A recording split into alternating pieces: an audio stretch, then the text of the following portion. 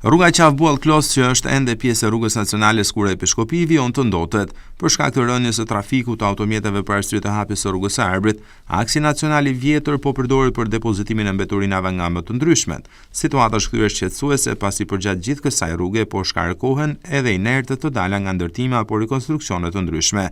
Që nga qafa e Buallit e deri në afërsitë të urës së fshatit Fshat, ka grumbull mbetesh inerte që janë hedhur së fundmi.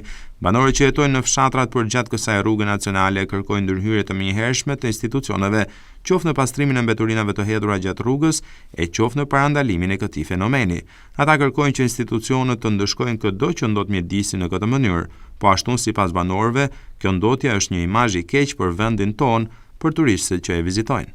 Mira nuk është me hes, se është rrugë nacionale, ka 50 sa vjet, mira ta pasësh. Ndotja ambientit, vërim aksidenti.